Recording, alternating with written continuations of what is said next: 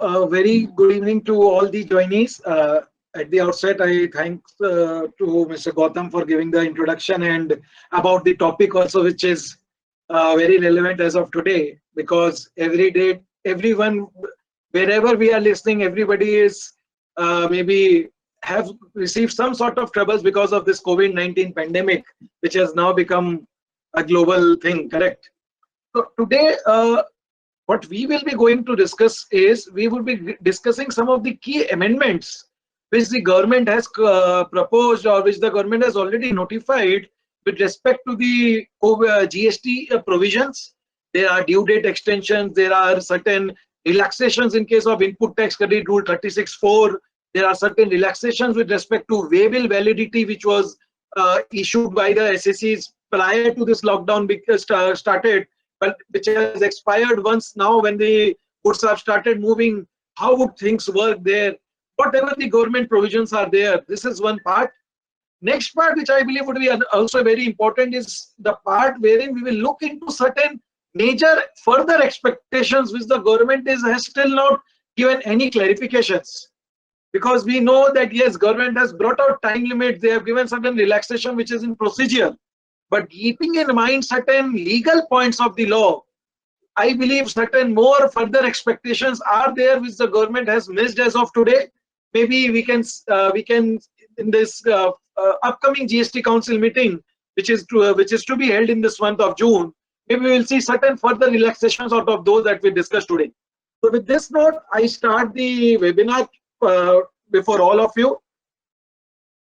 So introduction, we know India came into lockdown since 25th of March. All business were shut down for most of the April and most of May also, other than those into essential commodities. The Ministry of Finance as well as RBI has released a comprehensive package. Some may say comprehensive, some may say no, it is not comprehensive for me. Those are debatable issues, will not go into that. But yes, certain relaxations in due dates have been introduced by the Ministry of Finance and RBI also. The so-called Atmanirbhar Bharat Abhiyan, the total package which the Honorable Prime Minister and the Honorable Finance Minister has announced. So it is not that the government has not done something, they have done something, and a part of that which relates to GST we will be discussing now. So we start by some of the latest notifications and some of the latest amendments which has come into this procedural part of the GST, and then we will move into the legal aspects also.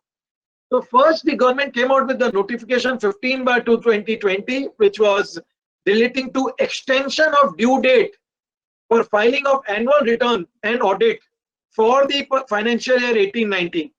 So 18-19, the due date was 30th of December 2019. It got extended till March. It got extended till 30th June by this notification 15/2/2020. However, the government soon realized that this June due date for 18-19 is again is not a very correct date, and therefore recently on 5th of May 2020, government has further extended this date to 30th September 2020. So means any SSE whose annual return is to be filed by all SSEs whose turnover is more than 2 CR in the previous financial year, and annual audit is to be filed by all SSEs whose turnover is more than 5 CR in the financial year.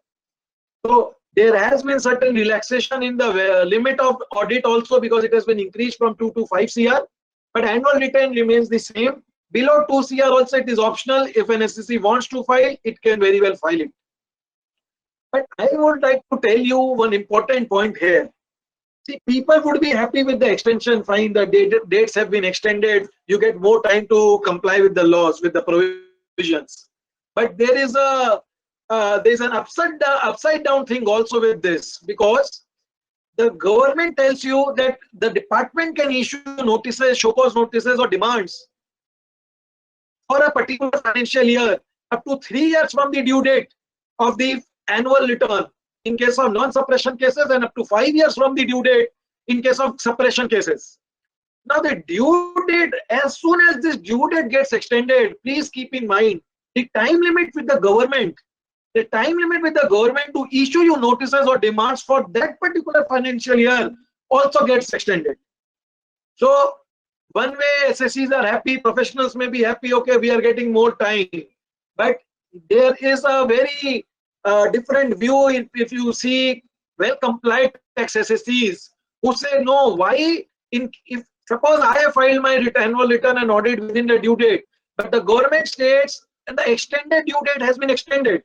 So the government gets the power to issue you notices with the extended due date, not the original due date. Hence, every SSC who can now think of getting some relaxation of the due date will foresee this when actual assessment and audit starts. Then they will foresee that yes, this extension was not always fruitful for the benefit of SSCs. So we should keep this in mind. We should keep this in mind, and we should see that yes, should file it in time. Though the extension is there, but it should be the SSC's prerogative to file it on time. So the first relaxation was extension of GSTR 9 and 9C for 18-19 up to 30th of September 2020 as of date.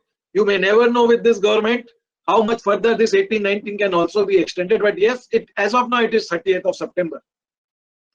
Next we come to notification 30/2020 dated 3rd April 2020. So this notification amended certain rules. The CGST rules was amended by this notification, and basically two very important rules came into picture. Amendment came into picture. First was regarding to which you see on your screen on the left side in blue. It was relating to the composite taxpayers under Section 10 who pay a tax at the percentage of the total turnover, who do not avail any input tax credit. For them, the government stated, okay, or you can opt for the composition scheme in the financial year 2021 up to 30th of June. Earlier, this was before the end of the financial year, you have to opt for the subsequent financial year. Now they provided a relaxation of 3 months there. And also they provided a relaxation for ITC 03, which was certain credits which a composition dealer has to reverse.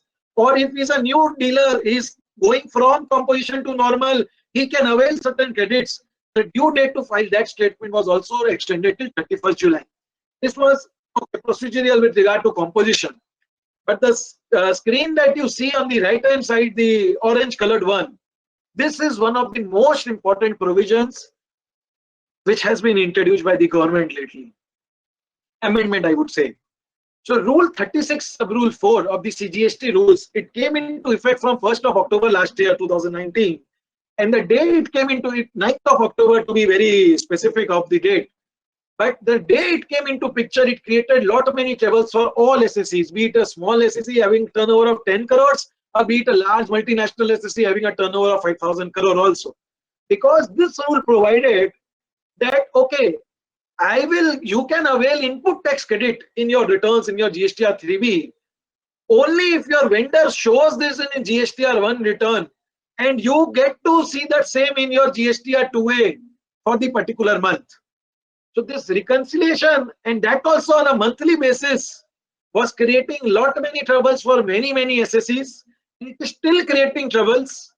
I will tell you that this provision has also already been challenged before the Honorable Delhi High Court and Gujarat High Court, which has issued notice to the center, but no final hearing has been done on the same. But for the time being, seeing this pandemic situation, what the government has done, government has stated, okay, for the period February 2020 till August 2020, government says any SSC, you are eligible to claim your input tax credit without checking the same in your GSTR 2A. Without checking the same in your GSTR 2A. That means, say your books of accounts say in the month of March you have a credit of 200 rupees. But when you see your GSTR 2A for the month of March, before filing the return, you see it is showing only 10 rupees. So earlier law stated, okay, you can avail only 10 rupees plus 10% of 10 rupees, which is 1 rupee, 11 rupee in total. And balance 189 rupees you cannot avail. But now this rule has been relaxed for the period February 2020 to August 2020, wherein government is saying you can take your credit as per your books of accounts. However, you have to do a reconciliation on a cumulative basis when you file your return for the month of September 2020. So now the government says, okay, seeing the current scenario, there has been date extension of GSTR1. Many people are in lockdown. They are not able to access correct data. So they are delaying filing the returns. Fine. Government said, well said and accepted. So the government says, fine, if you take the credit as per your books of account. However, when you file your return for the month of September 2020, you have to do all your adjustments. Means, suppose you have taken a credit which has not come in your 2A up to the return of September 2020, then you have to reverse that credit in the month of September 2020 in the 3B of September 2020. Now, a pertinent question which comes up here is, so I had availed say 200 rupees in the return 3B of March. When I see when I come to September 3B, I see, okay, out of this 200, 190 is coming in my 2A, but 10 rupees is not coming. So what does this rule tells me? This rule tells me, okay, Ankit, 10 rupees, since it has not come in your return, GSTR 2A, you have to reverse this amount. So what I'll do, in the month of September 3B, when I file my 3B, I show ITC reversal as 10 rupees. The question comes in, whether I need to pay interest on this 10 rupees at the rate of 18% or 24%, whether at all interest is applicable. So in my view, in this particular point, I am of the considered view that interest is not payable on this 10 rupees that you reverse. Why it is not payable? Because this tax input which you had availed in the month of March, you had not availed it yourself. Because of a beneficial provision introduced by the government, you were allowed to take the total credit. And since you are doing a cumulative calculation of the input tax credit in the month of September, you cannot be asked to reverse the credit with interest, because this was not done suo moto on the wish of the SSC, but it was done on these guidelines issued by the CBEC for this matter. Next very important question comes in, because September 2020 is the last day, is the last return wherein I can claim any missed input tax credit of 1920. So September 2020 3B would be the last month wherein you can claim any missed out credits of any invoices which is dated 1920. So suppose there comes a situation wherein you see, okay, in the month of March there is a 10 rupees invoice which has not yet come into your 2A till September, and following rule 36(4) you reverse this 10 rupees in the month of September relating to the month of March, then whether can you claim this 10 rupees subsequently if it comes in your 2A say in the month of November? So this also is a very litigative point, but again I will share my view on this. I would say I will very well claim this 10 rupees in the month of November when it comes in my 2A, because this case is not a case of first reversal of credit. This is a case of subsequent availment of credit. I had already availed the credit in the month of March and reversed it in the month of September. We can take reference to rule 4(7) of the Senate credit rules, wherein government had issued certain clarifications, wherein it was stated in similar type of provision was there in the excise regime, wherein they stated, okay, this reversal concept will apply only in case of first credit. The time limit restriction within 1 year in excise rules, it will apply only in case of first availment and not in case of subsequent availment. So keeping the same theory in mind, because indirect taxes in the same light, I would say, okay, this 10 rupees is my not first availment, it is my subsequent availment. So you cannot bar me to avail this credit under section 16(4). 16 subsection 4, the provision to 16 subsection 4 will not apply in my case. So two particular pertinent issues in this 36(4) relaxation. Oh, it is a relaxation, but I will tell you, times to come we will have litigations on this point for sure. But yes, we need to manage this, because we need to see a beneficial provision which is there, and we need to take the most of the benefit of this provision. But please note, you have to do a cumulative adjustment in the month of September. If you do not do it, then the litigation may take another course altogether. Coming to the next extension. Next, we have notification 31/2020 central tax dated 3rd April. Now this notification extended the, you may say extended, not really extended, but I would say it waived the late fee and interest on account of delay filing of GSTR 3B for certain period. So first, as you see, you will be able to see this in the table. Any SSC whose turnover was more than 5 CR in the previous financial year, the due date for February 2020 was 20th of March. So government stated, okay, from 20th of March, 15 days you count, 4th of April. If you file your February return within 4th of April, we will not charge any interest. But if you file after 4th of April, but you file before 24th of June, the fixed date which the government has done is it is 24th of June. Then government says we will charge reduced rate of interest. Instead of 18%, we will charge 9% interest from you. So similarly, they notified this due dates for March and April. So in fact, yesterday, the due date for March, for the month of April was over. So April, the due date was 20th of May, the original due date of 3B. 15 days was yesterday, the 4th of May and 4th of June.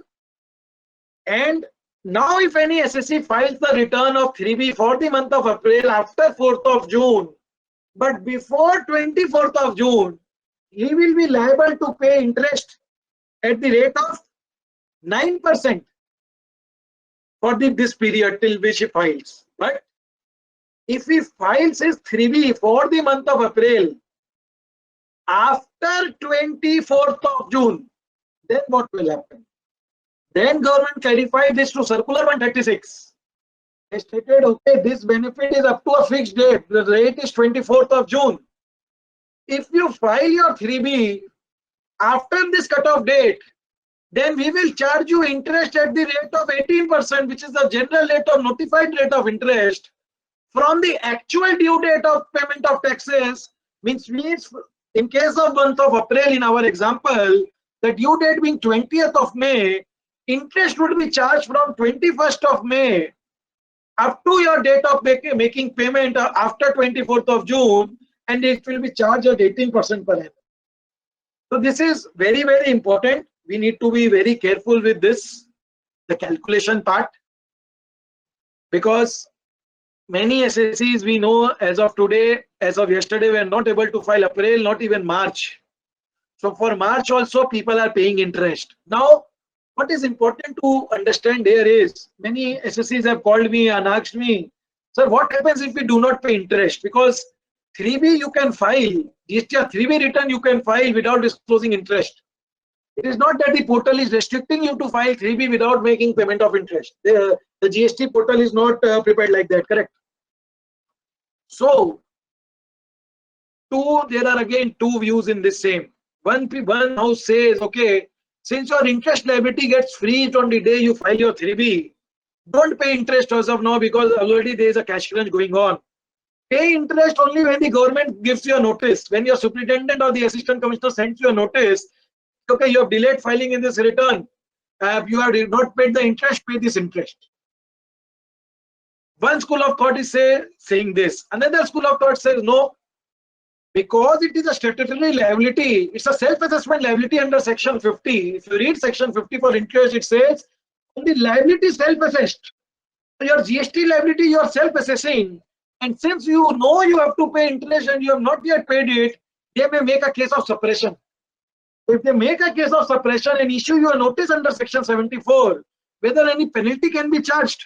In my view, penalty cannot be charged because there is no tax dues, and there cannot be any question of penalty on the interest amount. So yes, I would say this interest is payable.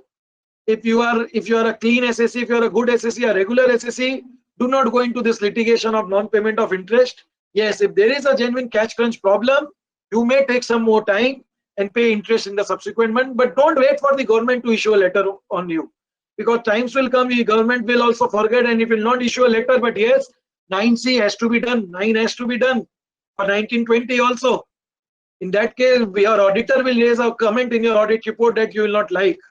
So better to pay off your liabilities at this moment only. This is my personal view on the same. Similarly, this we discussed for above 5 crore turnover of the SSEs. Next, the government stated, okay, SSEs having turnover more than 1.5 crore, but up to 5 crore, they had given the due dates. If you can see this due date in front of your screen, it is there. So they say, okay, for February and March, you file it before 29 June. For April, you file in before 30th June. So one day, what is the difference? I hardly understand this. And SSC is below 1.5 CR, they say.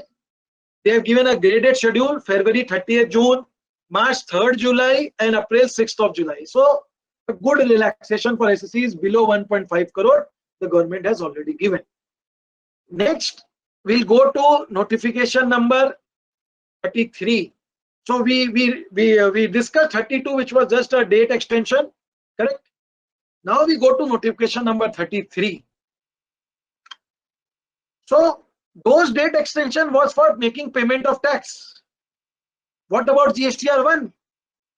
So government issued this notification 33, wherein they stated, okay, your GSTR1 date is not extended. Please don't say we are extending your GSTR1 due dates.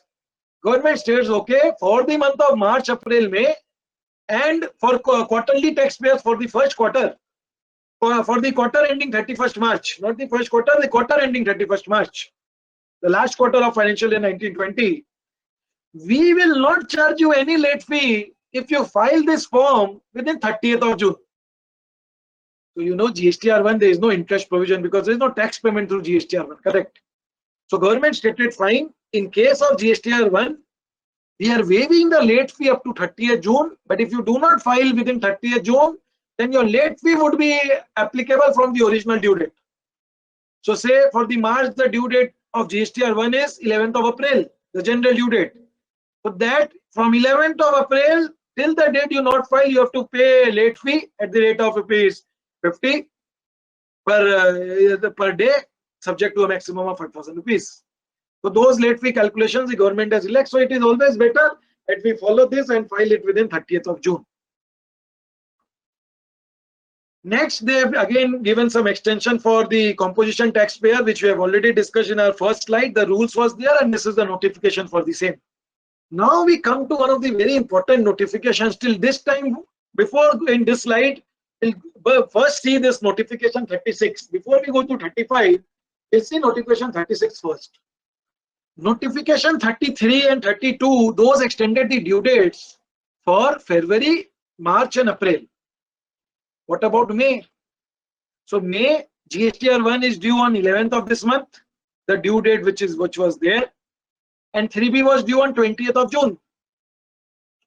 But for by notification 36, the government has again, this is an extension of due date. What I discussing for the month of March, April, May, I told you that was not extension of due date, but that was waiver of interest for a particular time period of 15 days and reduced rate of interest for subsequent periods. But notification 36 is a pure date extension notification wherein the government has extended the GSTR 3B due date for the month of May 2020 for general SSEs above 5 crore turnover to 27th of June. So they have given you 7 days relaxation. They say, okay, 7 days. If you file within 27 June, no interest, no late fee, nothing. And for SSEs up to 5 crore in the previous financial year, they have given, as per the state list, state 1, state 2, the due date is 12th or 14th of July for the month of May. Please note, this is only for the month of May. For SSEs above 5 CR, there is a single day, 27th of June. For SSEs up to 5 CR in the previous financial year, the due date is 12th or 14th of July, depending upon the principal place of business, which is there in front of your screen. You may see to this. Now we will go to the notification 35. Till now what we discussed was the various extensions, waivers given by the government on account of various procedural aspects. But amidst this, government came out with this notification 35, very interesting notification, which says that, okay, whatever we have extended, we have told you, Now we are telling you what are the things which we are not extended. This notification assumes very importance, because you have to, irrespective of the extension, this notification will prevail over the due dates. What are these? First, the government stated, okay, if you have any compliance to do between 20th March to 29th June, what can be a compliance? Say, filing of ITC 04, the job worker return, wherein you are sending the goods to job work and the goods are coming back. So for the quarter ending March, the due date was the 25th of April. So government stated, fine, ITC 04, you can file for the quarter ending March up to 30th June. So there's any compliance. If you see any compliance, means any appeal filing. So there was an appeal which you need to file, the due date was 30th of March. But because of this pandemic, the government said, okay, you file it by 30th of June, we will take it as to be filed on 30th of March. But government stated this date extension of any event between 20th March to 29th June up to 30th June will not apply to A, B, C, D, E, F, G. First, time and value, very important. I'll take my example. Say, I have to raise invoice for the month of March to my clients, say retainership invoices. So usually for the month of March, I raise the invoice on 1st of April, correct? As per the provisions of the law, Rule 46, the contents of the what is a tax invoice, that with the sections of the section of the GST, 31 of the GST Act, I have to issue a tax invoice in case of service within 30 days of completion of service, correct? So for the month of March, I have given my consultancy for the month of March and I had to raise an invoice on 1st of April. But because of the lockdown, I was not able to raise. So what I did, I resumed offices on 1st of June. I came to my office, I told my staff, okay, you raise an invoice on 1st of June. And what is the narration of the invoice? Being the retainership charges for the month of March 2020. Now here lies the problem. If you see point number A and point number D of my slide, which is on screen, time, value and issue of tax invoice is not extended. 31 says I have to issue a tax invoice within 30 days of my completion of service. I completed my service on 31st of March. 30 days expired on 30th of April. I am raising an invoice on 1st of June. Government says I will not accept this. My time of supply for that particular transaction was the day I raise an invoice. If I raise it within the time limit, which was 30th of April, but if I do not raise the invoice within 30th of April, my time limit comes to the date on which I had to raise the invoice comes back to 31st of March, the date of completion of my service, which is 31st of March.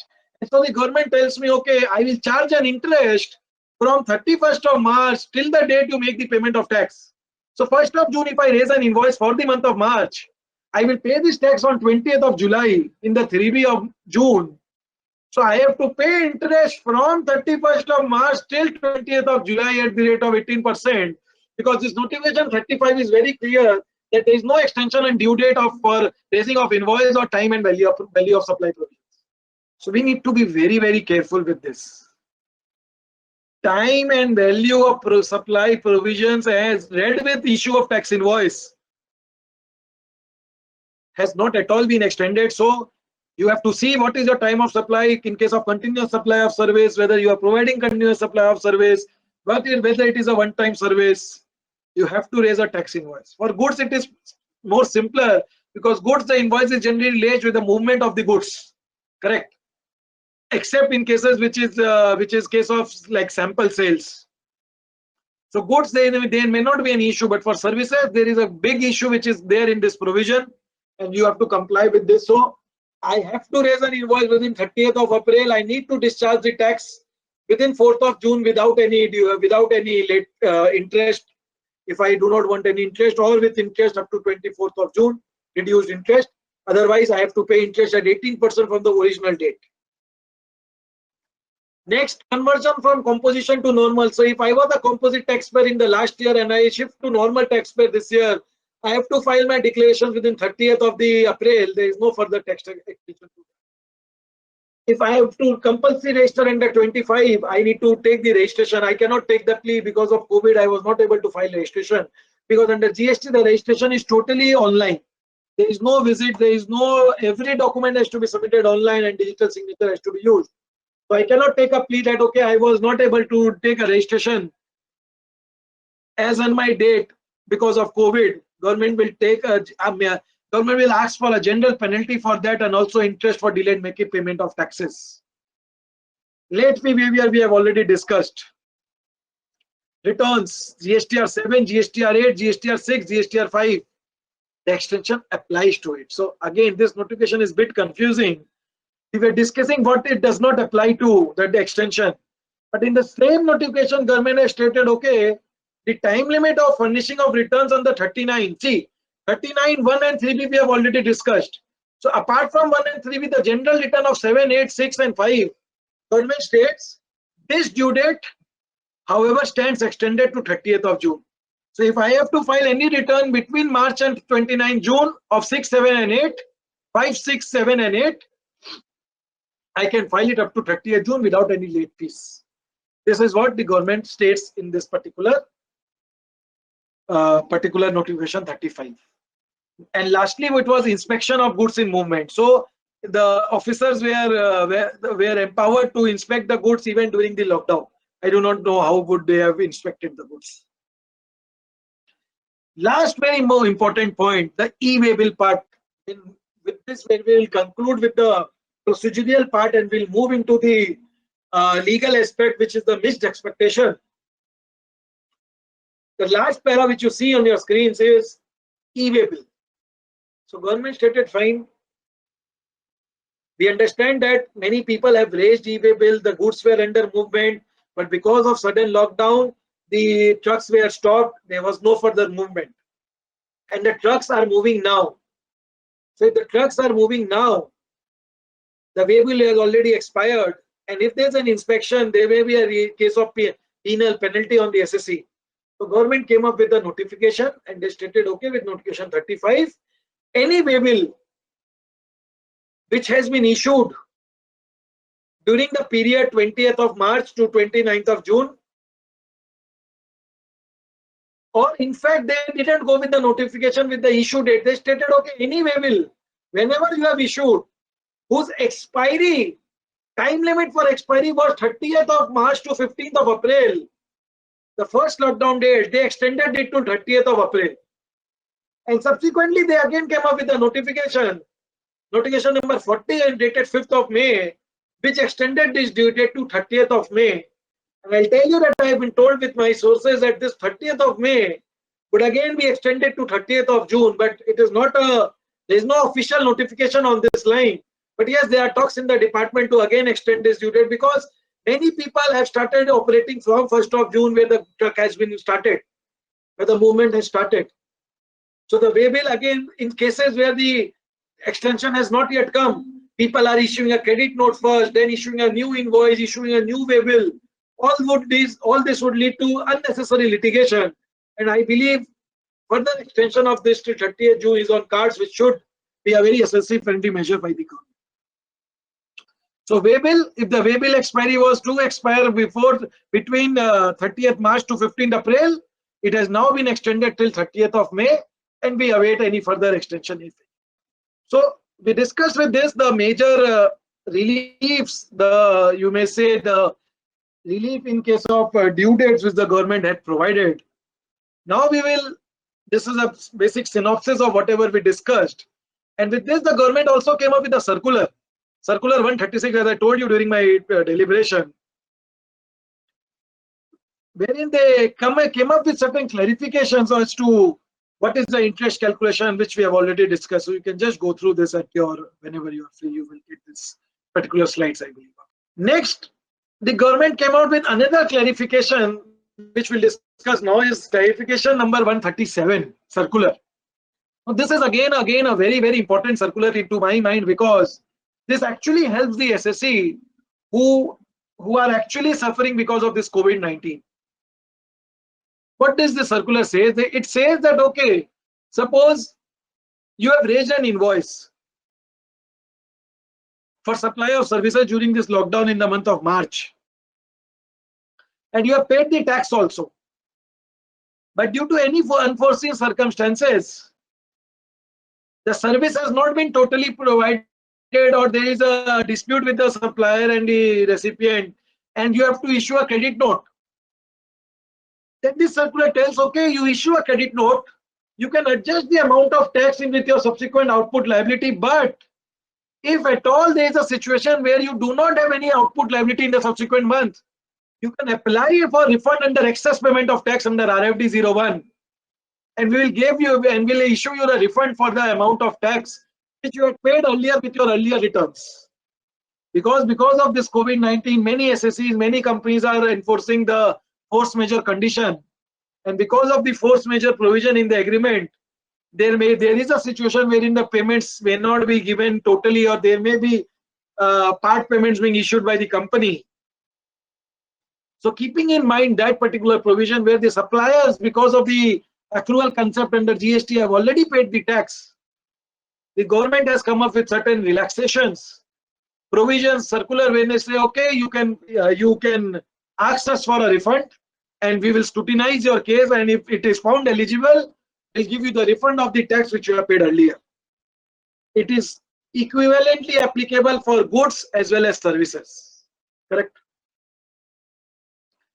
Another important clarification which was regarding to the letter of undertaking for exporters who export without payment of IGST. So they clarified, okay, this LUT for 1920 for 2021, you can apply within 30th of June because of this lockdown, and till 30th of June you can use your erstwhile LUT number, ARN number, to continue for your exports. So again, a very SSE friendly measure by the department.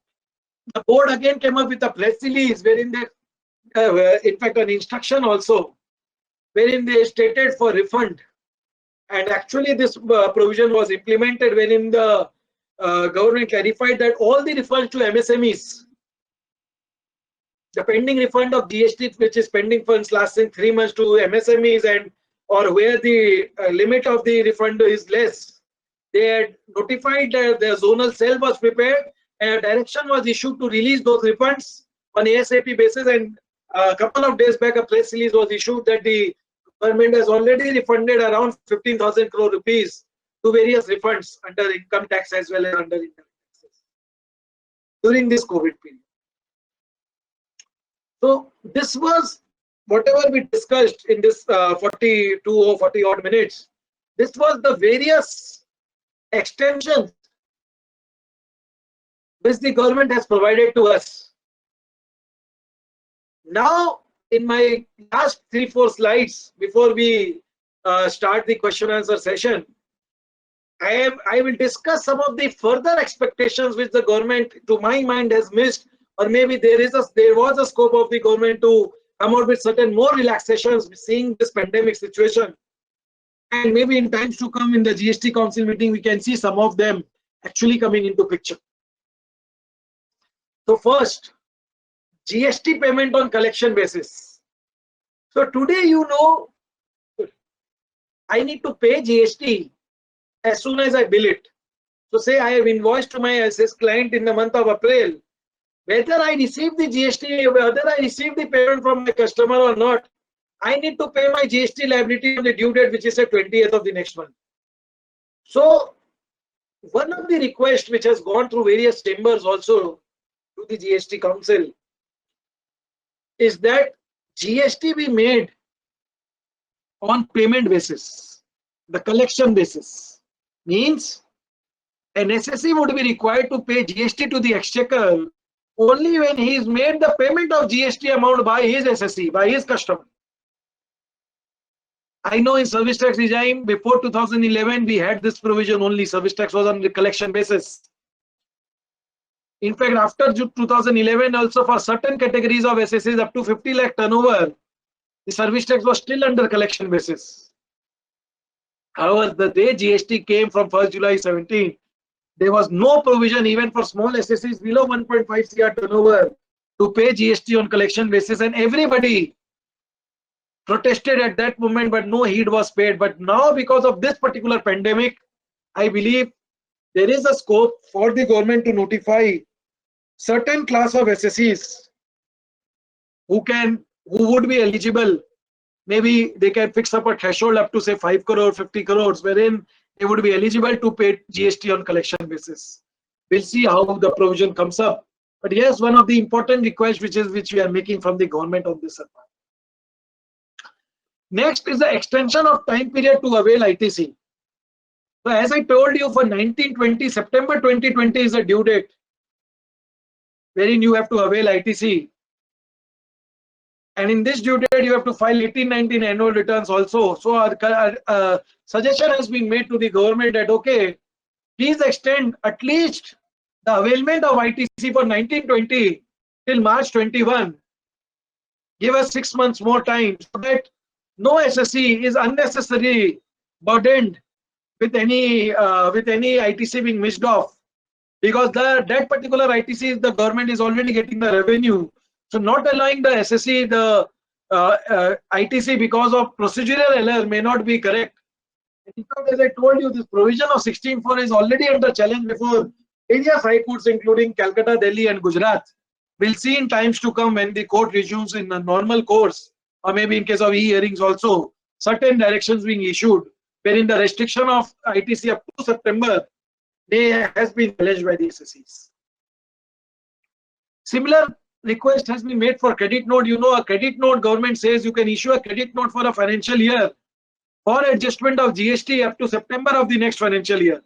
So seeing the current scenario wherein the financial accounts due date has also been extended, keeping the same up to September, at least extending this for a quarter or 6 months for 1920 is something which has been sought by all SSEs from the government. Another important restriction which is there in ITC today is that if you do not pay the vendor within 180 days, you have to reverse this SSE.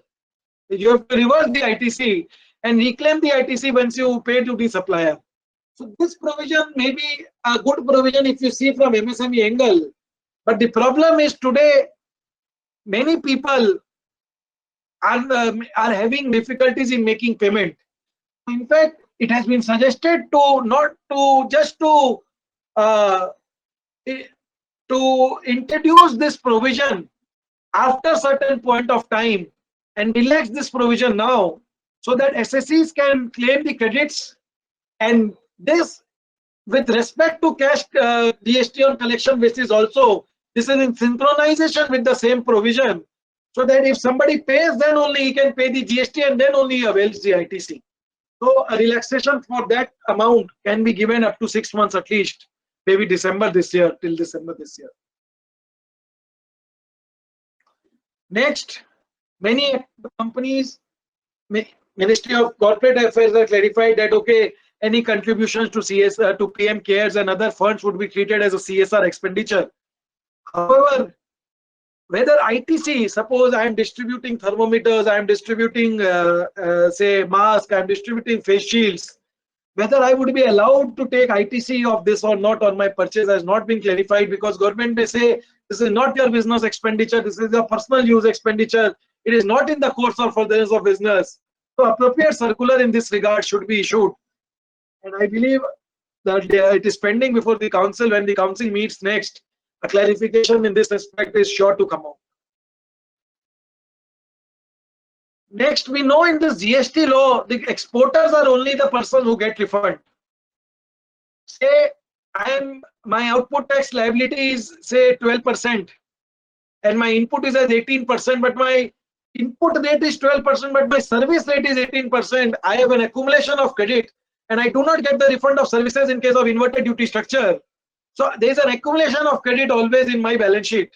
Or say I am an importer, I am importing goods and I am using the raw material for my manufacture. So I have already paid GST on my import, IGST, and again I am paying GST on the freight, and again I am paying GST on my output.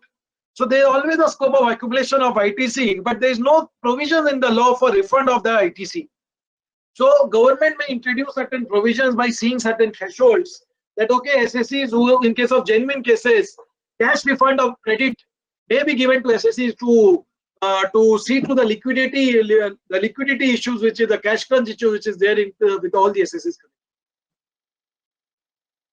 Contribution towards COVID-19 to be treated as zero-rated supply is one of the reliefs requested from the government. Because if it is a zero-rated supply, then what happens? You need not reverse any ITC. But if it's an exempted supply, if it is treated as an exempt supply, then you have to reverse common ITC under Rule 42. That will be Section 17(2) and 3. Certain provisions regard to relaxation for COVID-19 supplies may be treated as zero-rated, should be made. Loan provisions are fine. RCM today I have seen cases where there is an input accumulation because of RCM, because I have to pay reverse charge through my cash only, through my cash ledger, and I can take the input tax rate of the same, but since my output tax is always less than my input tax, there is a credit accumulation. So maybe for a time period of 3 months, 6 months, government may allow some SSCs, such class of SSCs, to pay their RCM liability also through their ITC to ease their liquidity issues. ITC fungibility is that I cannot use SGST. Say I have registered in multiple states. I cannot use a CGST as GST credit of one state with the CGST as GST credit of the another state, because I am registered separately in both the states. So any such provisions for the time being, if can be introduced, which would give fungibility to ITC. If you have an excess balance in one place, you can transfer it to your another same GSTN, same company, another GSTN in another state. This would be very helpful for the SSCs. Refunds, yes, government has done already some part on the refund. We have discussed that. Anti-profiting provisions, I think, is again creating many trouble in case of real estate sector, wherein and other all sectors, maybe FMCG sector also, wherein the NAPA is all the orders which the NAPA is giving is they are confirming the profiteering, and they are giving crores of rupees which you have to repay, and SSCs are challenging this to various high court. So maybe certain time limits, certain relaxation can be given for anti-profiting. Maybe a year times can be given, wherein no anti-profiting cases would be made. Maybe some provisions like this to just help the SSCs in due course. 1819 has already been extended. We have already discussed. E-way bill blocking. This is very important. Today, if you do not file consecutive 2 tax periods, GSTR 3B and 1, your e-way bill is blocked. In the starting of the lockdown, this has happened, wherein the Waybill portal was blocked because the due date was not changed in the Waybill portal. But now it has been streamlined, and the Waybill blockage has been done away with for the time being. Last very important was regarding 86A. This was a very harsh rule which was introduced by the CBSE lately, wherein it empowered the department to block your ITC in your credit ledger if the department feels that this credit is not proper, means you have just taken invoice without receipt of goods and things like that. But without any assessment or without any query, they have the power to block your credit. So this unnecessary artificial blockage of credit would lead to huge problems in this COVID times. Therefore, this provision of 86A should be done away with for the time being. DSC, they have already changed a lot of things, wherein now you can file your GSTR 1 as well as 3B with your OTP through EVC, and DSC may not be required. Certain other IGST on import and cess regarding the contribution made toward COVID on medical specified equipment, and certain realization for export, the time limit for realization of export benefits may be relaxed by the government, are some of the further suggestions which has been made by all of us, by Chambers of Commerce to the department, and let us see that in this ensuing GST Council meeting in this month, if certain of these can be taken care by the department. So this is all I had to discuss with you all regarding the COVID-19 specific. There are many amendments in the law which has come up. For that we can have a separate session, but with specific reference to the COVID-19 relaxations and further particular issues, reliefs which can be sought for. This is all I had to discuss with you in the time frame allotted. Now maybe we can have the question answer sessions by the organizers, and to the best extent possible, I'll try to answer to them. Thank you very much, all of you. You can raise your questions as was described by the organizers to you. Thank you. Thank you, sir. We will request all our participants to kindly raise your hand so that we can reach out to every one of you one by one, and so that you can ask your question to Mr. Karodia directly. Yes, Mr. Bijay Shaw, you had raised your hand. Do you have any question for us? Yes, Mr. Dinesh Mantri, do you have any Yeah. question for us? Yes, it's a very simple question. Good evening to you, sir. Good evening, My sir. question is, when you are considering, when we say aggregate sales turnover, it includes the taxes, isn't it? No, sir, it does not include the aggregate turnover in the law has been defined under section 2. It does not include your GST taxes. Means the Okay. turnover is the sales amount. It is excluding the taxes. The net revenue. The net revenue, because taxes is not your revenue. You are crediting Yeah. in your sales only the principal amount. The tax you have to pay to the government exchequer. So taxes is never your revenue. So the figure which goes to your sales account only, that is your Okay. aggregate turnover has to be taken by that. Okay. So that means any a person who is having a turnover, say when he says it is less than 5 crores, it will be not inclusive of the GST. Correct, sir. Perfectly correct. Okay. Thank you so much. Thank you. Yes, Mr. Sandeep Kothari, please ask your question. Ankit ji, good evening. Good evening, I have sir. two questions. Two Yes. questions. One is that you mentioned about the waybill dates. If they are issued before 30th March and after 15th April, then the extension is there up to say 30th May. But what about the waybills which were issued prior to 30th March and after 15th April? Any extension So, yeah, for that? no, I'll clarify you, sir. The extension is for any way bill whose expiry was between the 20th of March to 15th of April. Okay. It was the expiry date. So suppose you have raised the way bill, say on 5th of March, say, Mhm. and it was to travel, say, 10,000 kilometers.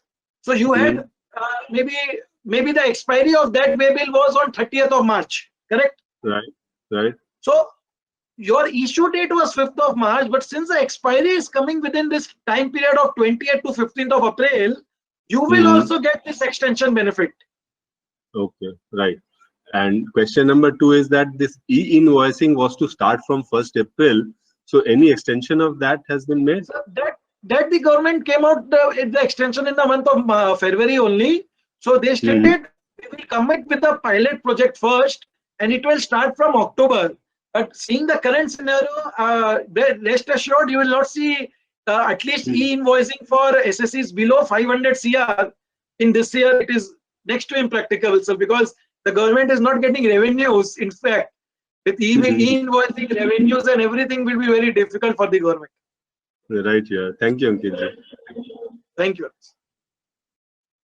There are a couple of questions which we have just received. The first one among them is, Okay. interest will be paid on which amount for delay in return filing?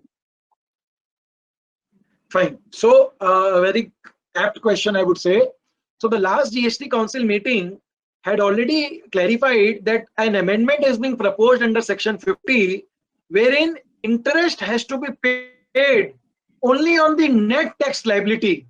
But I would again say the press release which the GST Council meet gave, they stated an amendment is being proposed in Section 50. It has been vetted by the Council. So as of now, there is a tussle going between the department and the SSC. Department has started issuing notices for earlier period also, wherein they are claiming interest on the total gross liability. Say your output liability was 10,000 and you had an input of 8,000, your cash liability was 2,000. So ideally you were supposed to pay interest on 2,000, but the department was asking for interest on 10,000. There is already a Madras High Court judgment, there is a Kerala High Court judgment on the same. But if we keep aside the judgment, since the GST Council has already vetted that okay, interest will only be payable on the net tax liability, so going forward also, and for the previous period as well as going forward, in my view, the SSC should pay only on the net tax liability, which means 10,000 minus 8,000, which is 2,000 rupees. Yes, Nirmala Shetty, please ask your question. So there is another question which we have received. Yeah. Which says, suppose total GST payable rupees 1. Okay. ITC credit 80 paisa balance. Sorry, total GST payable rupees 1, Okay, credit 80, balance 20 paisa. correct. Please confirm interest to be paid on 1 rupee or 20 paisa. 20 paisa, it is the same question actually. So interest will be paid on 20 paisa, not on 1 rupee. Okay. And in case of refund, if GST TR 3B filed after due date, then interest applicable? In case of refund, can you read In the case of total refund. question? It says in case of refund of GST R 3B filed after due date, then interest applicable? No, the question is not apt, means I refund after 3B. I think the person who has asked the question, he needs to redraft it properly, because the whatever has been read to me does not make a total sense in GST. So if I would just, but Right. as a general point, I would just comment here is, if you file any 3B after the due date, you have to pay interest. But suppose your question is, if maybe 6 months or 1 year after, government says, okay, this interest was not payable, there is a litigation. In that case, if you have paid the interest already and there is a Supreme Court judgment which says, okay, interest is not payable, then you can apply for the refund of that interest which you have paid. If the person asking the question was asking me this is the answer for this. Right, sir. We have someone who has raised his hand. Yes, Mr. Sunil Bhatt, please ask your question. Hello, can you hear me? Yes, sir, I can hear Yes, you. sir. Please go ahead, sir. Thanks so much for the valuable information. Actually, I have one question. Suppose somebody has raised the invoice before the COVID and he could not dispatch. So in that case, what about the e-wave, e-wave bill, will be, I got it, sir. I'll answer you. So the scenario that you are telling, you have raised an invoice yeah, and the way bill has also been generated, but the goods have not Yes. moved from your factory, correct? correct. So in that case, you issue a credit note first, because that sale invoice will not be any more relevant to you. Okay, So you can issue a credit note. Way bill cannot be cancelled in the portal because 24 hours has already elapsed, so you cannot cancel the way bill in the portal. So what you will do, you have to write a letter to your jurisdictional officer stating the fact that on this particular date, this invoice was issued with this way bill. However, because of the lockdown, the goods were not moved out of my premises and the transaction was subsequently cancelled by the customer. Therefore, we have issued a credit note, copy of invoice, credit note, way bill annexed. Then you have to mention that, however, since the e-way bill portal does not allow for cancellation of any way bill, after 24 hours of generation, the way bill still stands activated in the portal, which may be treated as cancelled during the time of assessment. So you have to write a letter and give it over speed post to your jurisdictional officer. and say at the same time, we have to also inform to the customer, to whom we have billed. We have to give the credit note, as you mentioned. Yeah, customer, because see, since the good customer has not received the goods, Okay, so I was telling, since the customer has not received the goods only, so he would not have booked your invoice, correct? okay, yes, correct. So if he has not booked the invoice, means he has not taken the input tax credit also. Yes, So you have to issue an credit note to nullify the transaction in your books of accounts. Generally, there are two options, sir. Either you can cancel that invoice, but I personally feel cancellation should not be a general option, because then the internal controls become weak in an organization. So you can issue a credit note under 34, and when you file your invoice and credit note both, it will be reflecting to your customer in his GSTR 2A, but he will neither take any input, neither he will raise a debit note to you. okay. I think it's clear to me now. Thank you very much. Okay. Thank you, sir. Thank you. We have received another question. It says, Yes, sir. details of invoices are not found in GST 2A within the timeline for a month. What are the consequences? So as we discussed, this provision rule 36(4) is there. So from 9th of October 2019, government states that we will allow you the credit only to the extent of whatever is coming in your 2A. So you have to do a matching between your books of account input register versus the 2A. And suppose all the invoices in your books of accounts are not reflected in your 2A, then the government says you can take only 10% excess of whatever is the invoices which is reflected in your 2A. So let me take a numerical example for this. Say your books of accounts has an ITC of 100 rupees in the month of November. Your 2A as on the date of filing return is showing 70 rupees. So government states, I will allow you maximum 77 rupees, 70 plus 10% of 7, which is 77 rupees. Though your books of account is 100 rupees, 23 rupees I will not allow you in the month of November. Now the government next says, now you go in the subsequent month, you again recheck.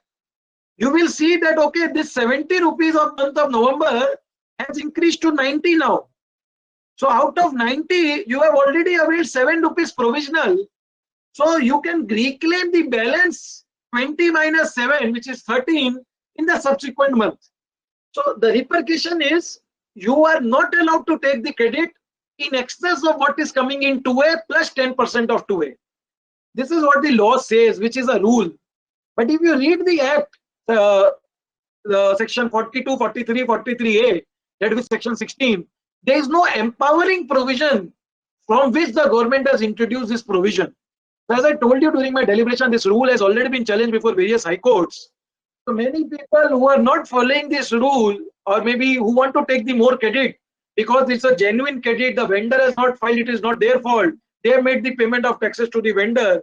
In such cases, you have to live with litigation, because when the government comes for assessment or scrutiny, they will impose this, and then maybe you have to move to high court for further relief in this case. This was my answer to the question. Thank you, sir. That was the last question for today's webinar.